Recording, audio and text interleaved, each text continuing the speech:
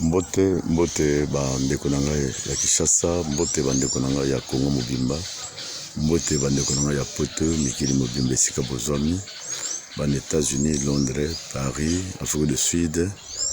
Awa tozali précisément na kati ya Kinkole, na Kinkole penza ya commune, na commune ya Ntsele, na kati ya Kinshasa. Toujours agence na bino immobilier Mille Solutions TV. Nde eyoko lakisa bino so babiloko ya sika eyoko lakisa bino concession moko ya munene ya plus ou moins 100 mètres na ndambo sur 80 mètres eke ebandi banda awo nyonso bozali komona esika o nyonso na bandako nyonso wana bozomona na kati wana une grande espace verte na banzete wana nyonso bozali komona eke tina mai. C'est-à-dire concession moko ya munene okoti pe kotonga orphelinat munene okoti kotonga école munene lokola ba voisin yo batonga ba grandes écoles awa batonga grande orphelinat basalo internat munene awa na balabala ezali ka plus ou moins 200 mètres za na boulevard soko komi na Kinkole à partir de Kinkole wana nde ozu avenue yo tout droit na site oyo une grande espace une grande concession vous allez komona espace nyonso nga nazo lakisa bino wana ezali en vente, une grande espace ezali en vente na bandako wana nyonso ezali komona kuna awa tozokende nazo lakisa bino toza toujours na kati ya concession eketi na mai. Voyez, donc c'est plus ou moins c'est plus de 120 mètres à longueur sur plus ou moins 80 mètres à largeur. C'est-à-dire bandi kuna okende za na possibilité okende ti pembeni ya mai bokuti kosala baactivité nyonso olingi bokuti kotonga ba grandes écoles awa bokuti kotonga bopito minene awa bokuti kosala ba centre bokuti kosala peu importe quelle compagnie ou entreprise amunene olingi kosala vraiment c'est facile. Banzete ndenge na ndenge ezali awa okoki kosala ngo pe site touristique puisque entrée ezali facile, sortie pe ezali facile. Donc olonga wati na boulevard vous avez plus ou moins 300 mètres au comité na donc au moins ba voisin oyo ndenge basanga ils ont clôturé toutes les concessions tina mai.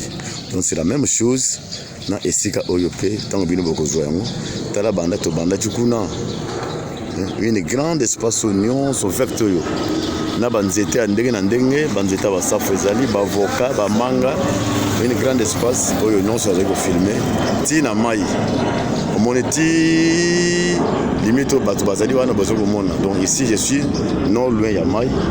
Cette grande concession ici est en vente nyonso bozomona tina mai wana kuna nyonso bozomona ngo ekenda tina mai wana une grande espace bozomona. Voilà une grande concession, vraiment un bon emplacement milieu ya kosala bainvestissement ya minene bino bana ya poto bana ya Congo mobimba oboluka espace ya minene ya plus de 80 mètres ya longueur ya plus de 120 mètres à longueur sur 80 mètres à largeur.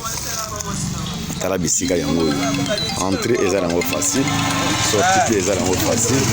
Donc okomeka na Kinkole na commune Ntsele wana nde okokutana biso na agence immobilier Mille Solutions to comme mayoti et pas ya kolo concession oyo bokutani bokosolola ye.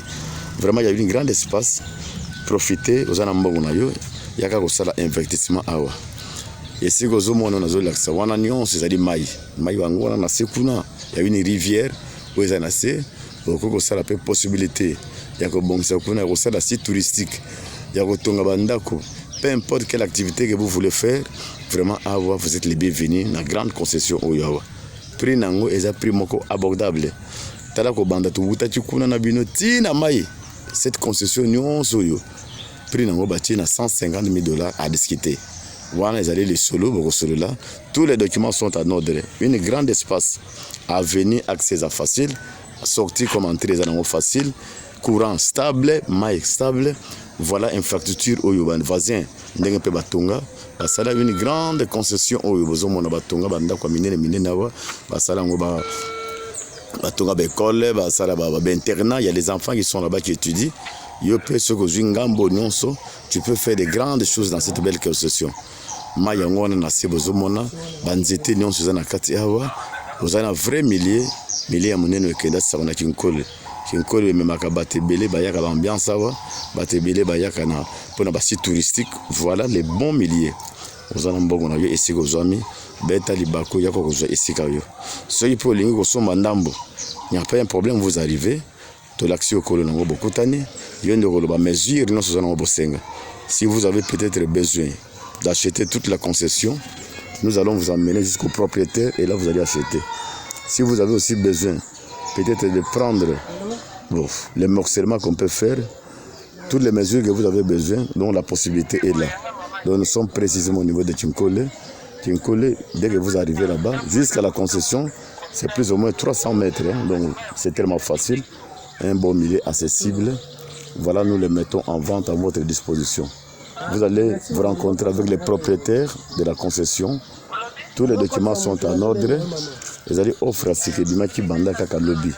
Donc il y a des bakou, il y a kutana nango et profiter na libako oyo. Mesure non soko linga. Soko lingo somba concession mobimba. Wana bakuti ko pesa yo. Ce qui peut le biter écouter ma coquille n'a pas moqué, il n'y a pas un problème. Voilà beaucoup sonna pour nango. Alors ça le morcellement, il y a mesure non sur le ligne. Voilà espace à malam, tarabanzete, une grande espace vert. Bino bato ni ngo tonga lokola bozana poto. Voilà espace yango zomona nyonso. Voilà, mais solution c'est de musala na ye. Au besoin si vous voulez nous contacter, appelez-nous à notre numéro plus 243 90 191 33 41. Vous avez comment les wana nyonso na zana kata concession. Banda na banda du kono. Awa za bato ya kotika ba mitu na bango. Nde ba bomba ko awa. Vraiment place moko sécurité vanda. Au milieu d'ango vanda kitoko, entrée déjà facile. Voilà décor déjà planté. C'est à vous de nous appeler pour te boya kosoma esika oyo. Tala ba voisin de batunga déjà basala ba grande activité à minene awa. Voilà, avenue nyonso ngona entrée dans ango facile. Kolongwa bati na balabala, c'est plus ou moins 2 minutes à Pambokou na boulevard.